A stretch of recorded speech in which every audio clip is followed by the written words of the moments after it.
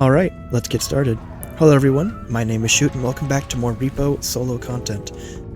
This one's going to be a little different because I want to try doing a walkthrough of the first two levels and their stores. So essentially expositing all the things that I'm thinking about and trying to account for in the run and why I do them. So small tips and tricks or mechanics that I've picked up on. Hopefully you'll learn or enjoy a thing or two from this run. And also because it's a shorter form video. It is already 1 AM and I am tired. I had a long day at work. I started recording like an hour and a half later than I usually do. So I started at 11:15. I played for like an hour, just going for a session of attempts, and it didn't go very well. The mental was all off. It's just been rough. So this is what I'm going to do instead. So first things first. I am trying to full clear level 1, always. It is the shortest generation, it is the safest of the levels, and particularly with level 1, you really want to get or be able to afford certain items in your first shop, if they spawn. And your odds are pretty good that at least one of them will spawn. I'll get to the items specifically when we get to the shop, but for now, just understand that the goal is to always full clear level 1. First thing I check as well is the map. The map tells you a lot of information about rooms you have no business knowing. Like the fact that I can see as much as I can, even though it's question marks, is kind of crazy. Maybe that'll get changed eventually, but it's very powerful. Enemy spawns tend to be the furthest room away from you. And so this means that you have a little bit of a safety margin in the first several rooms because you know that they're not near you. This also means that the more linear a generation, the longer it'll take for enemies to come to you because their pathing will take longer to get to your room. Now you can't predict how linear a map generation will be, but it's worth keeping in mind if you see a map that looks kind of linear. This one's not that bad. I think I see like this is already not linear because there's two tiles that connect. There's a split path up ahead as well. So this one will be a small generation overall, which is good. Overall, I prefer when there's a lot of dead ends and loops. It makes dealing with enemies much easier. Speaking of which, there is on average 2 enemies always during your level 1. On rare occasions, I've had only 1 enemy on level 1. And on rarer occasions, I've had 3. I'm assuming it's just chance-based. The good news is, once you've determined which enemies you have on the map, it'll always be those enemies. So if I have Trudge and Spewer as my enemies for this round, it'll always be Trudge and Spewer that I encounter.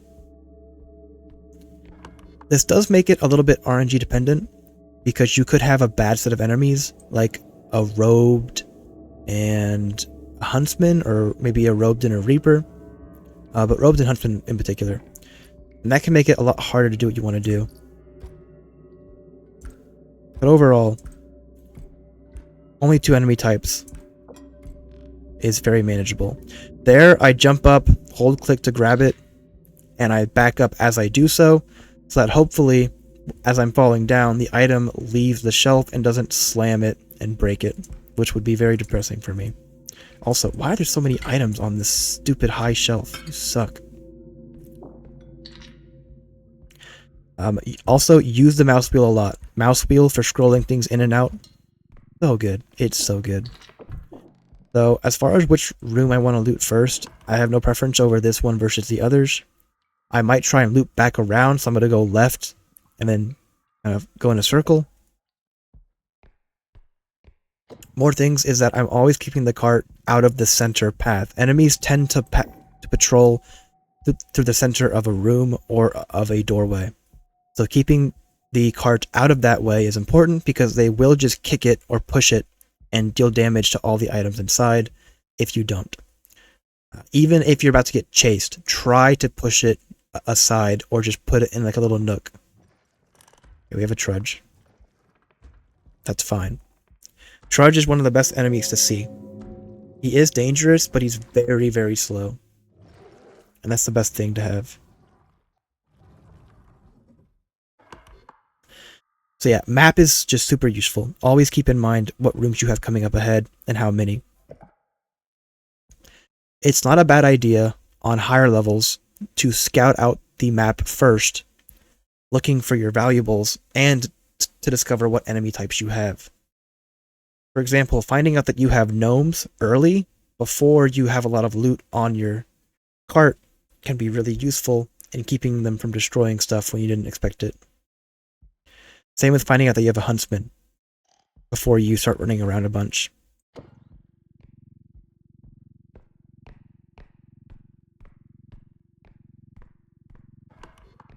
Big friend?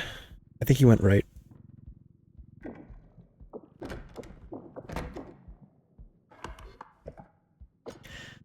Also, some small misconceptions. Items only appear on your map if you've looked at them and scanned them. So when that yellow box comes around like that, that's when it gets scanned on the map, as you can see. No sooner than that does it appear. So please do not over-rely. Oh, I and Trudge. That's easy. So no sooner will it appear. Do not over-rely on your map to tell you where loot is. You'll miss a lot of stuff that way. I and Trudge is very good.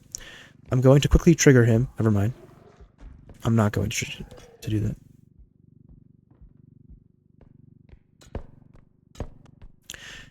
I can park this guy. I'll park it here just because I have Trudge.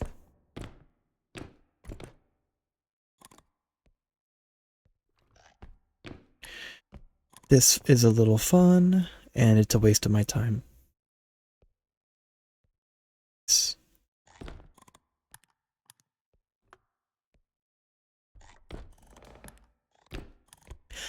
So things to also keep in mind. Pretty much every enemy, aside from Huntsman, is like deaf. As in they don't hear your footsteps or react to your footsteps or running sounds. They might have a tiny little radius around them, but otherwise it's like non-existent.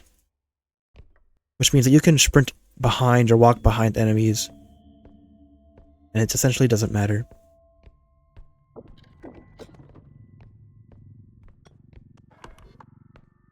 Alright, I don't think there's anything else around here. Let's head back. I try to preserve stamina if I don't need to use it, because when you're getting chased by something is when stamina matters most, and if you don't have any, you're probably screwed. This is most relevant against a headsman, because headsmen are so fast.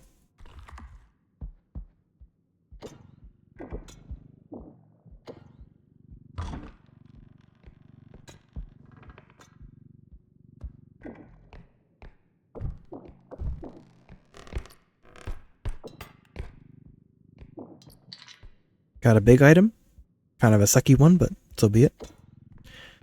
This is one of the few big items that I can actually lift on my own, which is nice.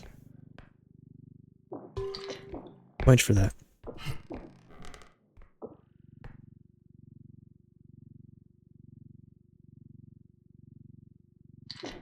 Nice.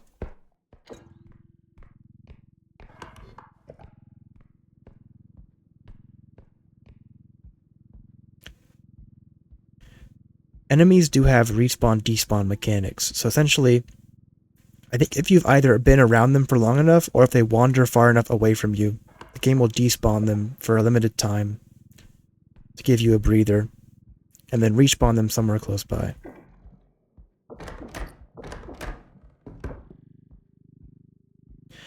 So we dealt with the eye, which has its own kind of respawn timer, and we saw the Trudge for a little while, and he wandered off. So he is right now gone, for a little bit at least. This mechanic is a little less relevant on higher levels because there's just so many enemies to deal with at once that you don't always notice the despawn, respawn. Anything good? Anything good? Anything good? Ooh. So that little visual effect is when an object makes noise. While enemies don't react to your footsteps most of the time, or most of them don't react to footsteps, Certain objects can create sounds like the radio, the grandfather clock, the cymbal monkeys, the I don't know if the doll counts. The doll might not count because it's just like part of the mechanic, but the frog can create noise as well. When that visual effect plays, it means that anything nearby has been alerted, so to speak. I don't know if it spawns things near you, or if it only alerts things that are already there. But if it happens, it will cause them to come and try to investigate that sound. So it's kind of weird, because even though they don't react to sound, they do have sound events.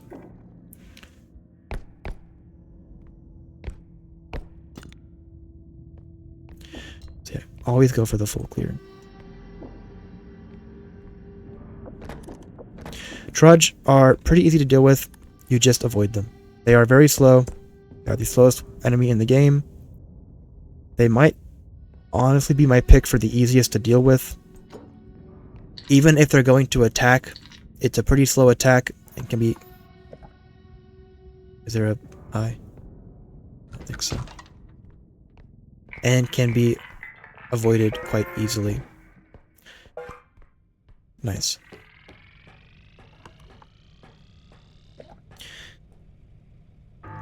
And then eye is also really easy to deal with, at least early on.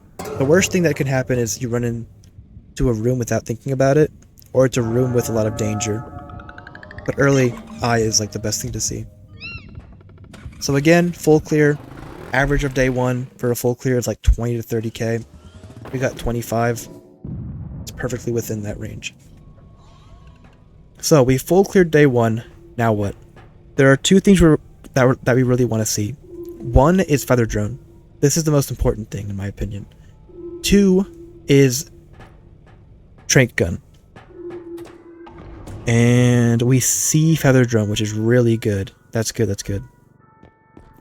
Feather Drone allows you to pretty much lift and carry any sized object of any weight. So alchemy cubes on the Academy, the giant like machines and dino bones and like caveman things on the Genic Station, pianos on Manor, which are like near impossible to carry otherwise. It is incredibly useful. It will outweigh almost any number of strength upgrades that you can get, and Feather Drone is very, very efficient for energy as well. I think it might last like upwards of 2 to 2.5 minutes for a full charge. It is great. So yes, second thing that they want to see is Trank Gun. It's fine that we don't see it here. If you happen to see both, A, you likely won't have enough to buy both anyways, because you would need like a super high roll for your day 1 to get that. And B, you're not really going to focus on killing stuff for a little while. It's not relevant for the first few levels. It's more for a future thing, just like keep it in mind if you see it. And because you have all that money from full clear, you have enough to consider a couple upgrades. There are a few ones worth considering. First, it's health. Some enemies deal exactly 100 damage, which is a guaranteed kill unless you upgrade health. This includes the beam attack from the clown. This includes some of the rugrat throws. This includes the huntsman musket shot. And I believe it also includes the robed attack as well. So having a single upgrade can give you a cushion or sort of an extra life in a way. So very valuable to get if you so choose. Other upgrades, I think a sprint speed is pretty good, a single one for the level.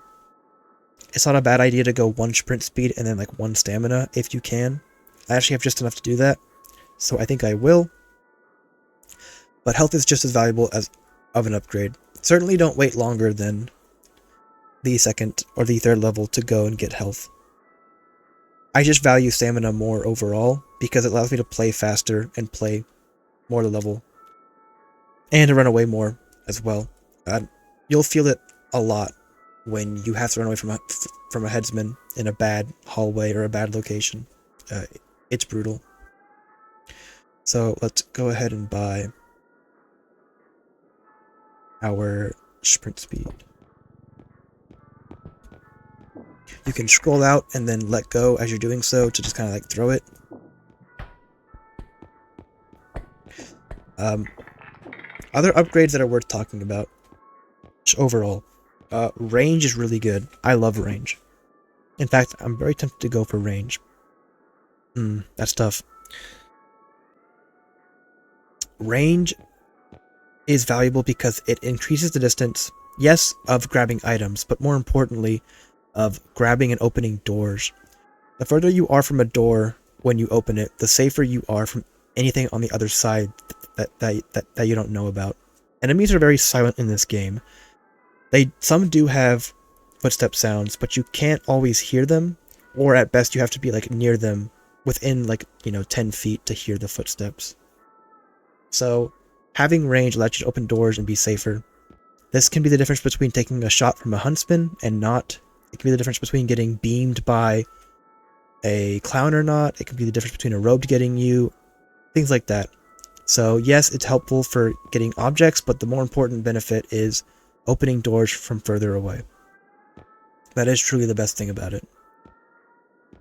Not much to say about stamina. Strength is kind of awkward. Each strength, it's hard to measure the effects of a single strength. And even at 3 strength, I haven't found it to be like overwhelmingly more useful. 1 strength is helpful though, because the big bases on Manor are just a little too heavy to pick up without 1 strength. However, you can just use the rotation tech to kind of rotate the vase inside. And because we have the feather drone, we don't need either of those options. So we're going to buy our stuff. But again, very tough choices. Health is the safer choice, I think. Range is also a good safe choice, but we're going to go with stamina and sprint speed, because I value being able to run away more. This is the slightly more dangerous play. Time for day 2.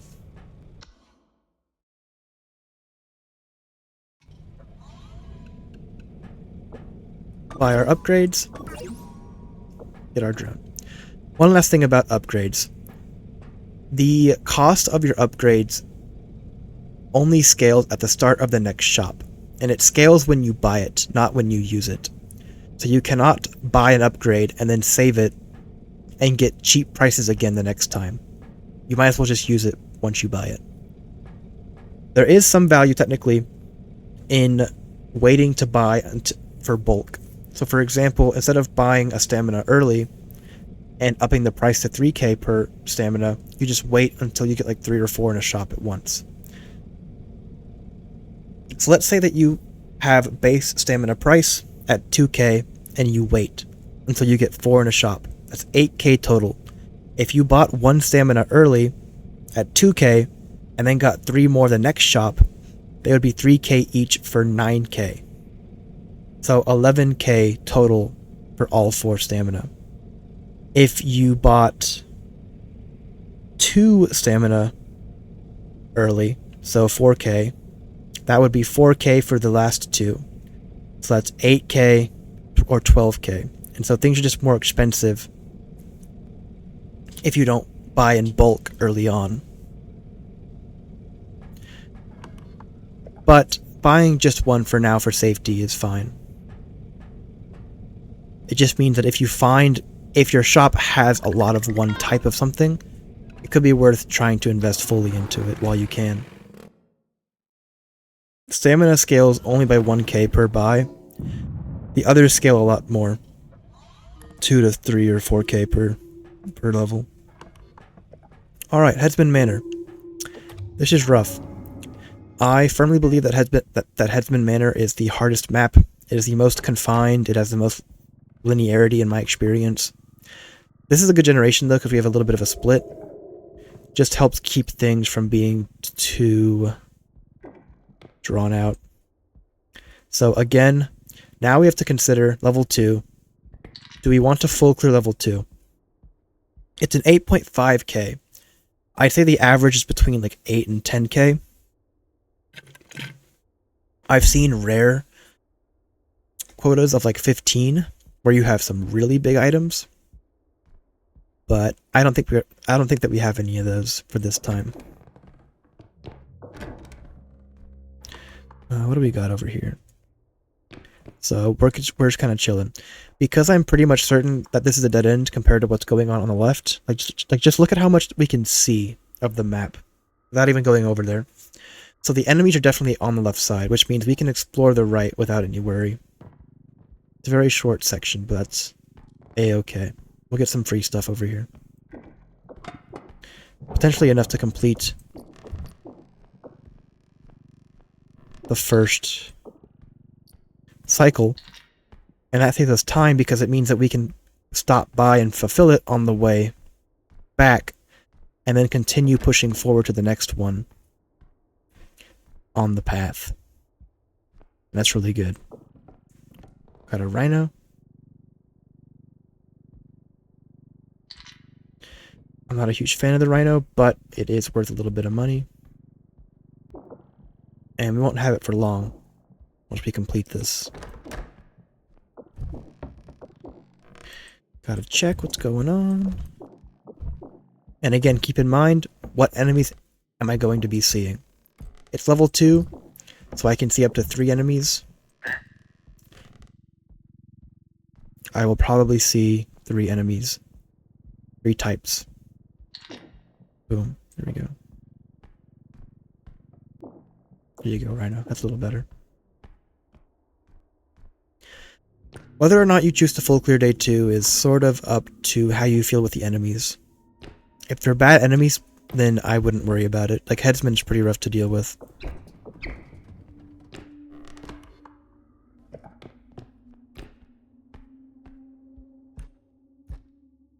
What am I missing? What is... Oh. Whoops.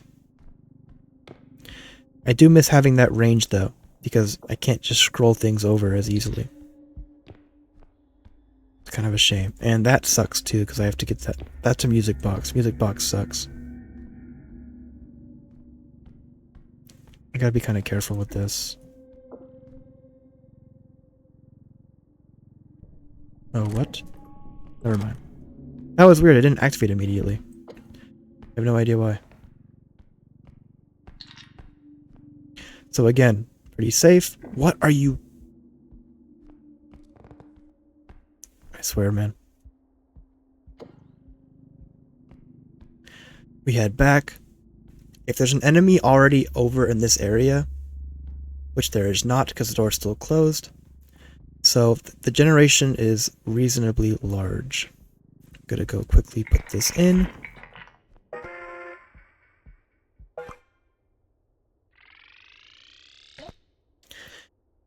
So far, so good. We'll have a little bit of a bag left over. I don't think it'll be too big because it's only about 4 to 5k. Yeah, that's no biggie. The bag gets much bigger with like anything above 10, but it does max out at a certain size. That being said, that size is pretty awkward to deal with because it's so irregular. So that door's open, which tells us that... Speaking of which,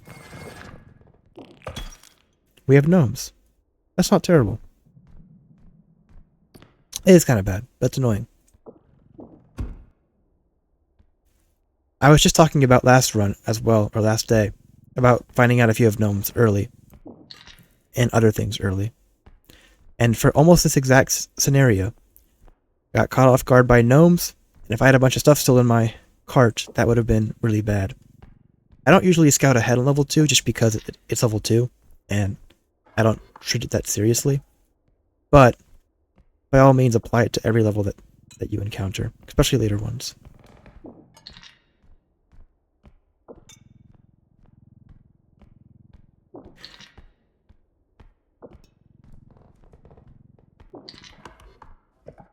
Nice. Now, we only saw 2 gnomes, which is weird. One thing I'm actually curious about is whether gnomes always spawn in sets of 4, or if it's sets of 2.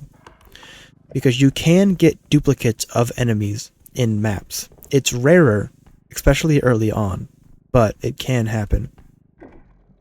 And I'm not sure if there's any weighting for or against it.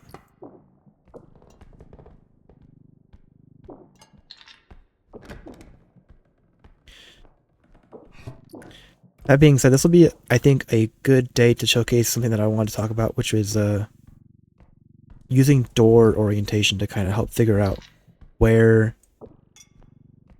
extraction point will be and which direction to go.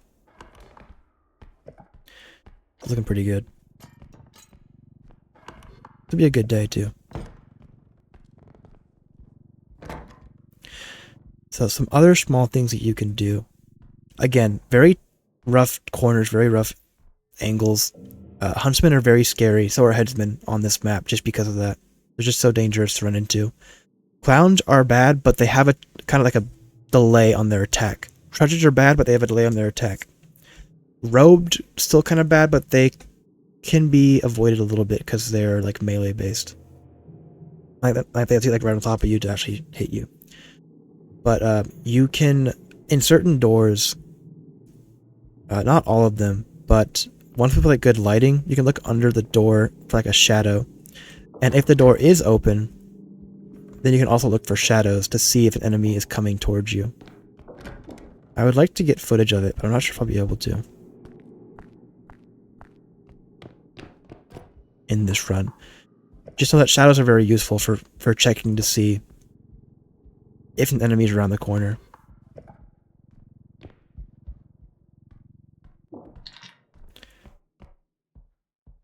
Gotta check. Nice.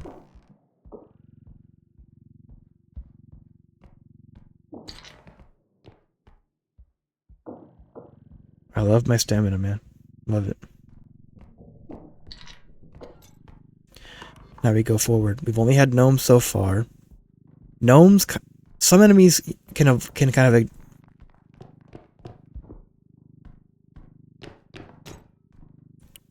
of avoid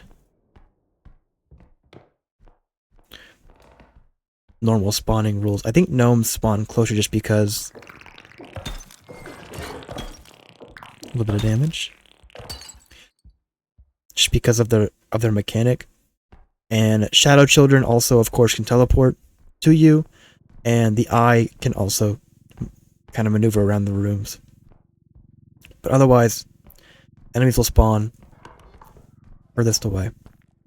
So here, I know that it's on the right side. Now, one, because I can see that the right path is longer, which tells me that the extraction point should be over there because it's always like the furthest room from truck. But also I can tell because the door is swung out. If the door is swung out, then I know that the enemy came from inside the room. They pushed out. If the door is swung in, then the enemy went into the room. So if that door was swung in, and this...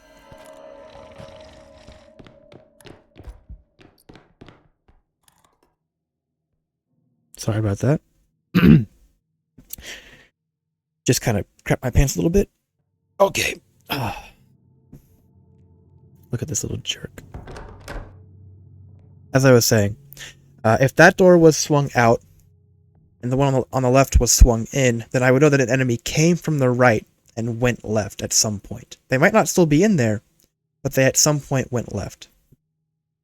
Enemies tend to always spawn furthest away and near an extraction, which also happens to be furthest away. Can I go now?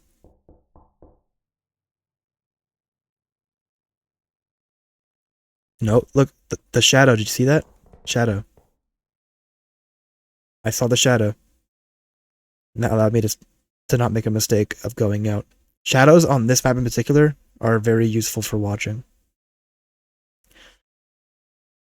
Turning up your brightness might help, and turning up shadow settings might help, but I'm not sure how much they'll play an effect on that. Just keep a watchful eye out on door frames, lights, anything like that. This guy's hard camping, by the way. So, level 2, 3 enemies, pretty standard. We have gnomes. We have robed. And we have one more that we'll probably see pretty soon.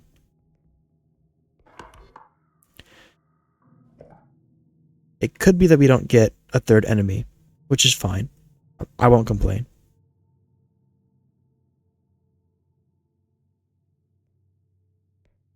Thankfully, robes don't care that much about your cart and are pretty harmless toward it.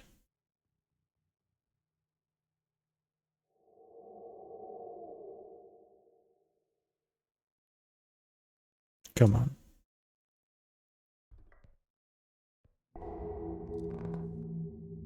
Brother.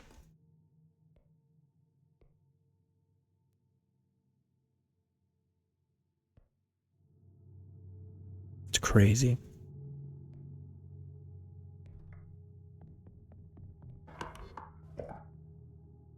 Not a good idea to pull out your map while an enemy is like right there, but we stay ballsy.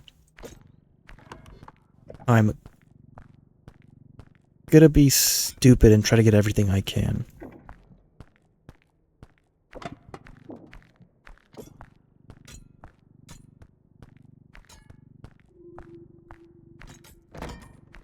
Ah, so this is actually a perfect example of something else I wanted to talk about. Enemies will usually, not always, but usually will not patrol into the extraction room. So the reason the enemies... A little dirtbag. The reason the enemy didn't come over here is because it was the extraction room. It's not a perfect thing. I think it gets a little more confusing when you have so many extraction points on the map. But this is generally how it works. It's really useful for the first few levels.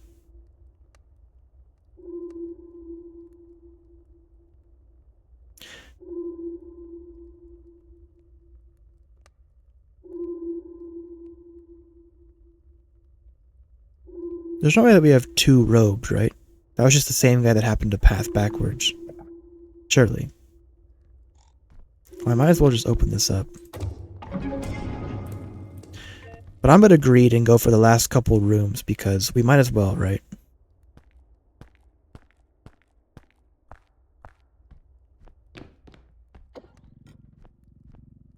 Again, nothing wrong right here with just deciding to sell and take the 22k.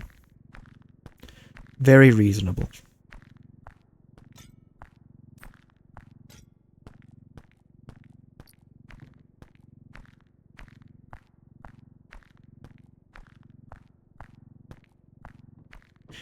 I don't really want to put the cart inside because the hallway is so tight.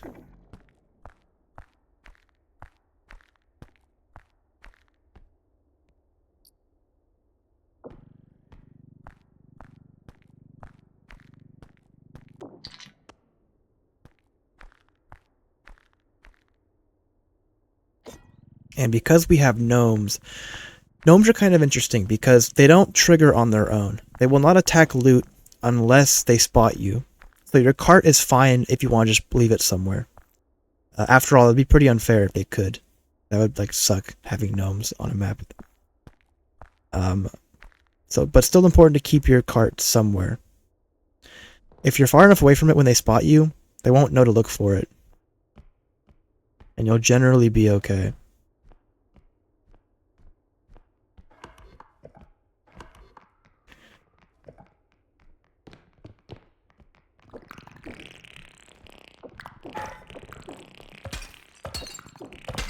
Where am I? This one big loop? No. What?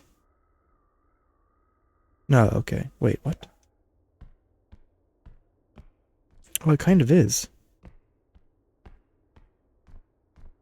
That's cool.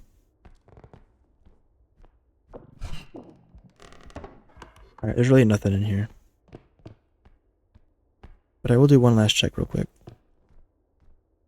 There's the monkey. No hidden loot. That's okay.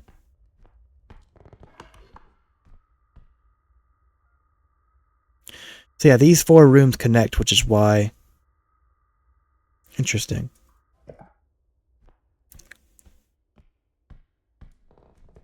little terrifying. Again, trying to look for shadows just in case, because these corners in these types of hallways are like the worst. This is how you get shot by huntsmen or killed by robed or hunted by any other being. Oh, monkey.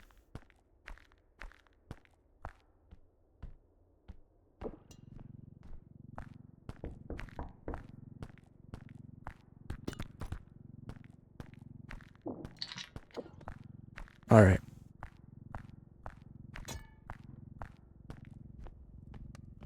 I didn't notice that it was a loop like that. I did miss a room. I'll check it real quick. Why not? I wouldn't be doing this justice if I didn't. It's supposed to be a walkthrough. I can't not full clear both the first 2 levels in a walkthrough. Oh. This door swung out, so...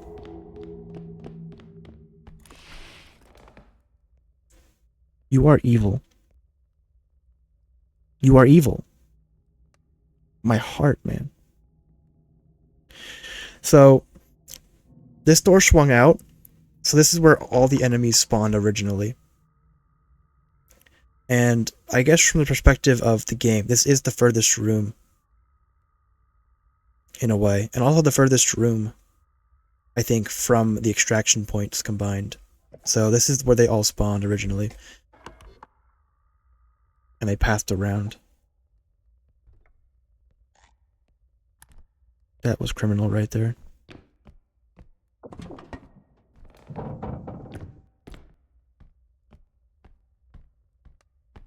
And now I have to get back to the hallway with that guy around.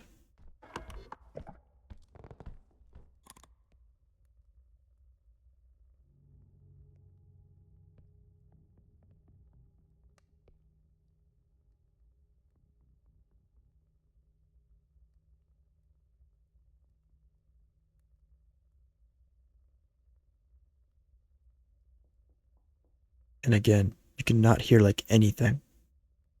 Enemies are very silent when they move around.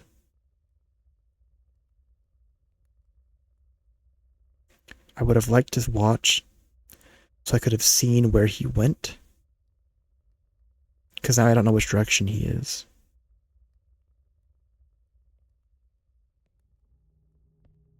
I couldn't.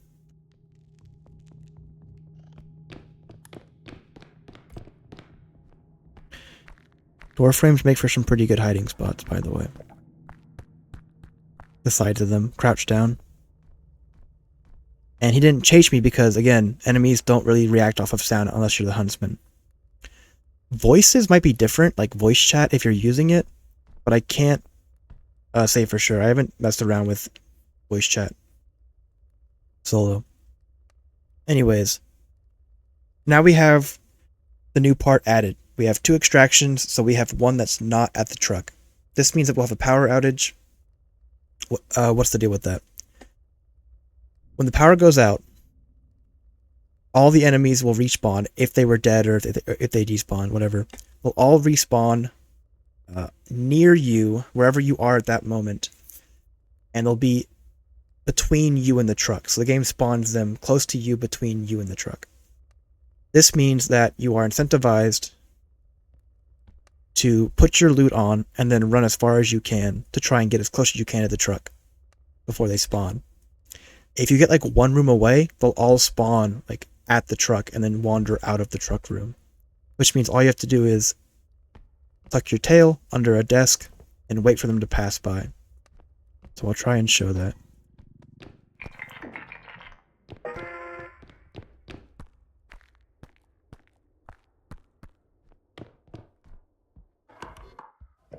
Not get lost.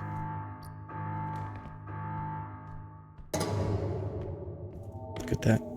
Look at that. He just spawned there. That's what I mean. It can be pretty scary when it happens. Oh, I missed a diamond. Oh, I didn't full clear.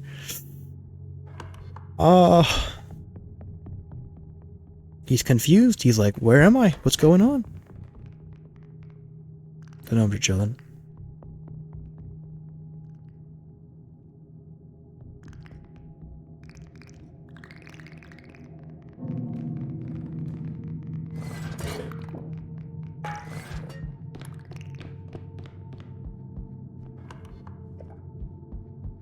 That was a bad instance. Those guys are short enough to see you underneath, and I really wanted to just run because if I accidentally bumped the robed with a gnome, it would have triggered and then ran at me and killed me. So I had to run. That was very fortunate and unfortunate because if the robe had turned the wrong direction, I wouldn't have been able to run behind it and avoid it.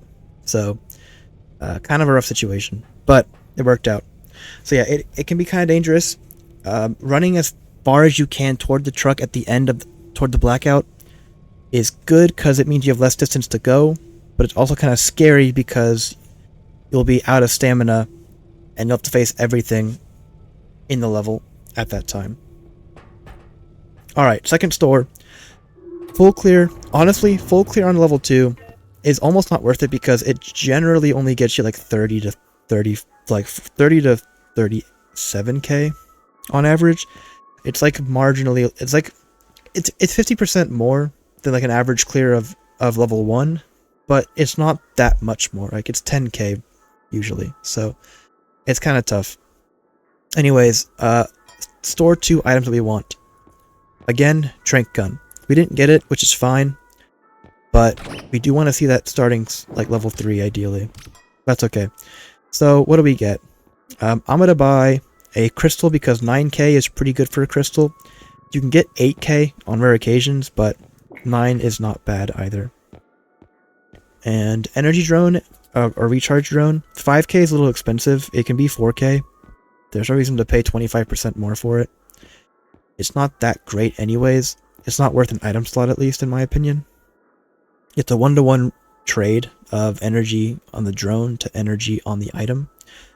But I have to experiment and see what the energy efficiency is like on the drone itself when recharging from the crystals. If that didn't make sense, don't worry about that. I'll have a video about it eventually. So here's what I was talking about before.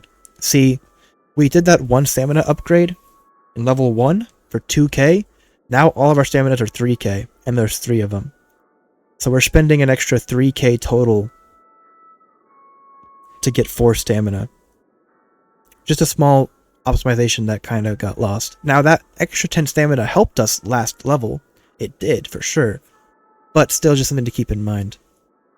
It's a small little bit of value lost. I'm going to grab a 6k range, I think is the minimum roll for range upgrades. And 7 is slightly worse. It's like only slightly worse. So I'm going to get, I think, both of these.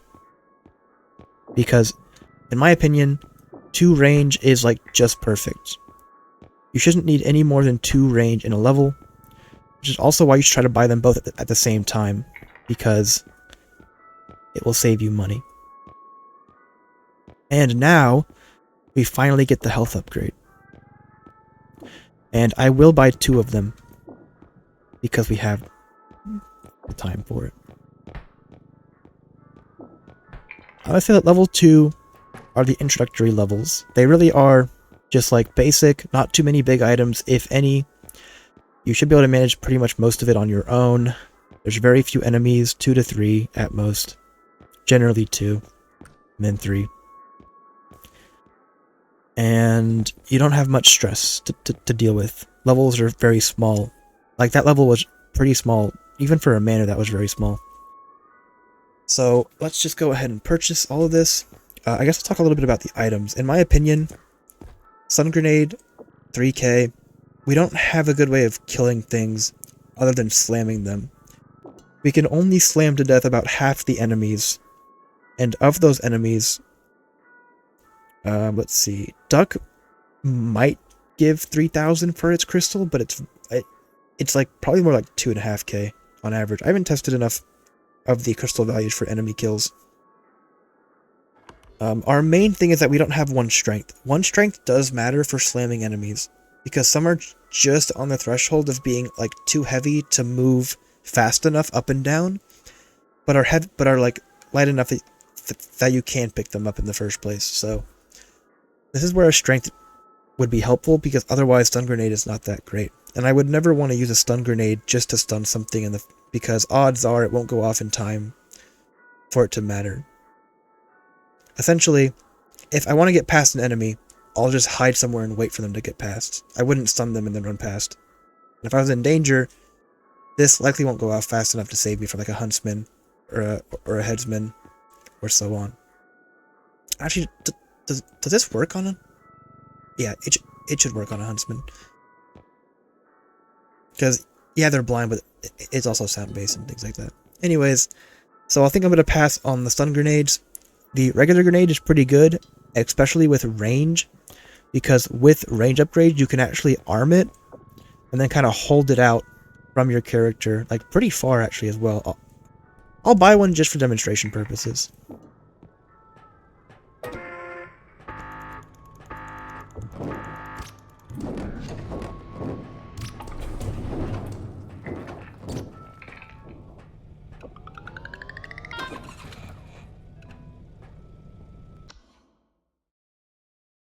Feather Drone may not have been very useful that particular day, but it will come in very handy for day 3.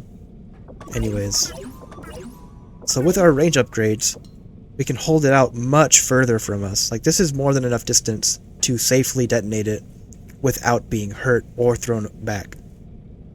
It sort of becomes like a better landmine in a way, with range upgrades. And even just one is enough. I should have shown you what one looks like, instead of taking them both, but it's too late now. Either way, I think that'll be enough for the first 2 days. It's 46 minutes, so yeah, it's almost 2 a.m. I will save levels 3 and 4, which I would consider the intermediate levels. 3, 4, and 5 probably. I'll save those for next video. But if you like this format or this concept, let me know. I'll likely have to update these at some point as I learn more and understand more, just because there's a lot still to figure out and optimize. The game's only been out for like a week. But either way, I've been Shoot. Thank you for watching, and I'll continue this one in the next time. Bye bye.